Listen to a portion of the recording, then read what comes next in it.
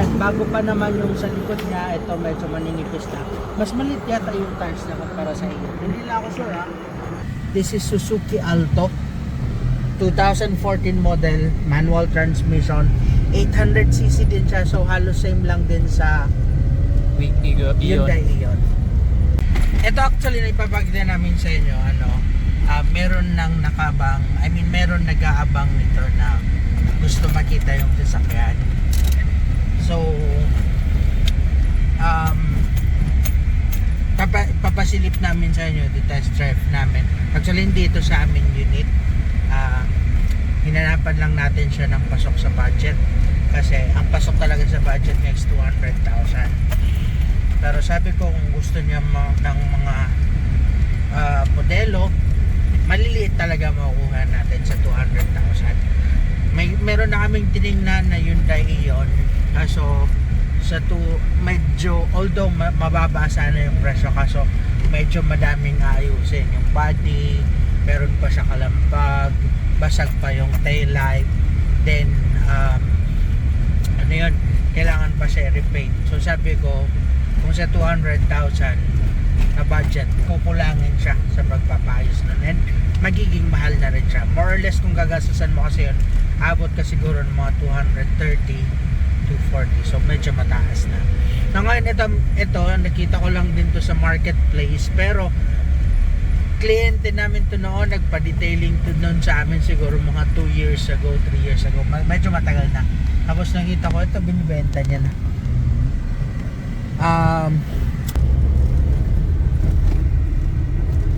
So ibig sabihin sa maintenance, sa tipid niya for daily use, pwede na rin ang Suzuki Alto. So parang Hyundai Ion. Wala akong naririnig na kalampag sa pangilalim. Mga bubot ito lang, mga bubot lang siya. Pero isa sa napansin ko dito, hindi pala siya power steering. So pero hindi naman siya ganoon kabigat. Ang diskarte lang dito, kapag gagalaw ka ng manibela, dapat kahit papano gumagalaw din yung sasakyan para hindi siya gaano mabigat. Pero kapag imamaniobro mo kasi ito na naka full stop ka, talagang medyo matigas yung manibela. Yan, parang jeep yan. medyo matigas siya. So ang style lang talaga, dapat gumagalaw siya. Sa aircon naman yan, no? Sobrang lamig ng aircon niya. Lamig ng aircon niya.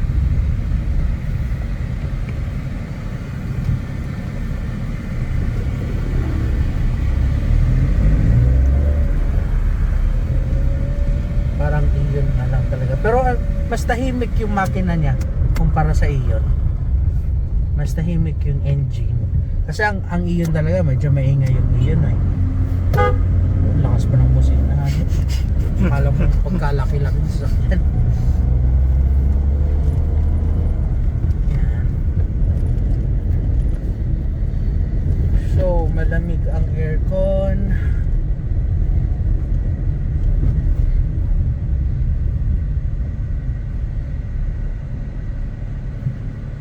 Very cheap ang maintenance nito kasi halos manual talaga lahat. Manual manibela, manual transmission, manual windows.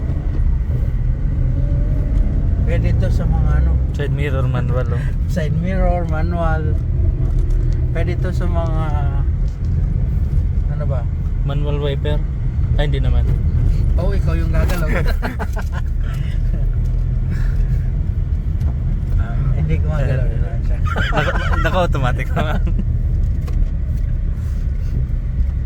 Pwede na daw mga kung mga gaya mo na magsisimula. Oo naman, kung may budget ako, boss, may mga ganitong sasakyan talaga. Kasi kakasimula ako pa lang eh. Malay mo, mabangga ako. Okay pa naman siya. Ang concern lang nito kasi talaga ako, yung power steering niya, hindi siya naka-power steering. Pero kung pang daily use mo, kung para sa magmumotor ka,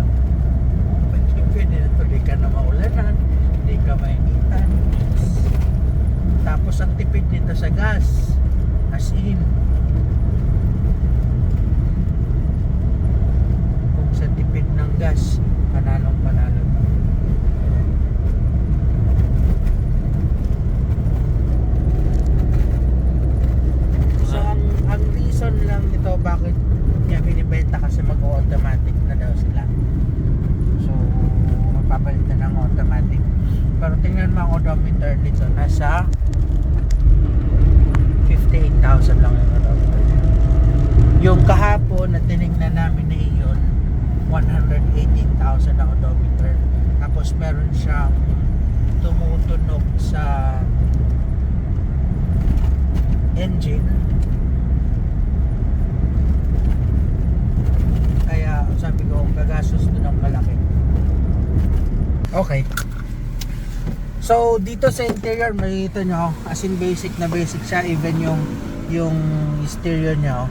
Tapos basic, meron din siyang sabon pang pabango. Yan, mattings. Ayos pa naman siya. Kailangan lang din ng konting detailing. Siyempre, kami nang bahala din. Windows, mga naka-manual windows din po yan. Hindi natin gawin.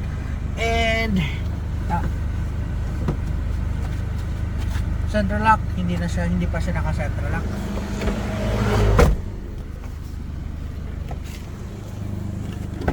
Dito sa likod, so parang iyon niya lang din siya. Kasya mga dalawa para mas comfortable. Tatlo medyo masikip na rin siya sa tatlo. Okay. Tapos manual windows dito. Ang iyon power windows sa harap. Ito lahat siya manual windows. Seats. Upuan kung medyo malaki ka talaga, medyo mabibiting ka. Pero kung maliliit lang naman, bata pa, kaya pwede to sa mga sa mga mag-asawa na mayroon palang maliliit na bata, dalawang bata, tatlong anak. Yan. Tapos naka-seat cover na rin siya. Okay. Tapos eto, sa exterior makikita nyo, eto naka-sticker kasi siya. So pwede naman natin ito patanggal kung sakali. Di lang talaga natin sure kung kapag tinanggal to, maayos ba yung paint niya. So yun yung kailangan din natin alamin. Kasi syempre hindi naman papayag yung owner na tanggalin to. So kailangan bilhin muna natin. Kapag nabili, saka lang siguro ito matatanggal. Saka lang din natin malalaman kung kailangan siya i-repaint. Okay. Sa exterior niya, yan, naka-yellow naman siya, naka-yellow.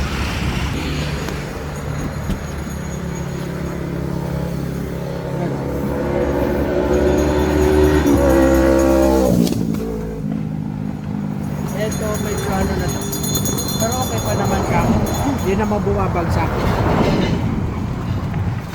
Reserve tire. Diyan din naman ang reserve tire.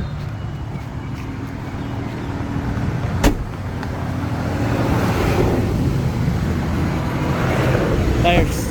Sa tires na yan, bago pa naman yung sa likod niya, ito medyo maninipis na. Mas maliit yata yung tires na kumpara sa iyo. Hindi lang ako sure ha. Pero parang mas maliit. 145 lang to eh. Rim 13. Rim 12 nga lang. Mas maliit yung tires niya kumpara sa iyo. So mas mura talaga. Tapos naka-ano ka lang, naka-steel ring ka lang. Then engine, yan o. Maliit lang talaga yung makina niya. So 800cc lang din siya.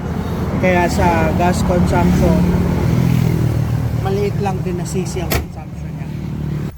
If ever man magkasundo tayo ng owner nito, tapos yung buyer, ini-negotiate natin to na kayanin na kasama na yung transfer of ownership para wala nang worry yung buyer, and at the same time kasama na yung interior and exterior detailing. So di ko lang masusure yung sticker kung tatanggalin yon. So siguro gagastos nito ng mga more or less mga nasa 10 to 15,000 lahat-lahat na yan. So far wala naman siya sa pangilalim problema. Sa engine wala naman. Tint meron lang din konti. Yun lang sa front, medyo kukulubot na siya. Tumatanda na kukulubot na. Pero sa performance wise, well, bibigyan ka rin ng maayos na performance. Okay, so if ever interested kayo dito, Although meron na kaming wino-work. Actually wino-work out namin to para sa isang buyer. Pero if ever interested kayo dito, pwede pa rin naman natin siya tingnan. Pwede pa rin naman natin siyang pag-usapan kasi hindi pa naman sure yung buyer. Tinutulungan lang or actually hinahanapan namin siya ng unit na yung tipong pag kinuha nila sa amin kasama na yung mga packages namin lahat. So parang gagamitin na lang nila. So sabi nga ng ibang buyer, Sir Ton, hanapan mo naman kami ng sasakyan na yung gusto namin gagamitin na lang namin. So marami nagpapahanap ng ganon. Well, hindi madali kasi kapag bumili po tayo ng sasakyan, expected meron po talagang gagastusan. Kahit sino naman siguro na bumili ng second hand na sasakyan, mga after a week, after a month, meron kayong gagastusan. Na ngayon dito sa amin, yun yung tina-target namin na na dapat gagamitin na lang talaga. Wala ka nang isipin. Mag-PMS na kami. So, check namin hanggat kung ano ang kaya maibigay. Okay. Yun lang.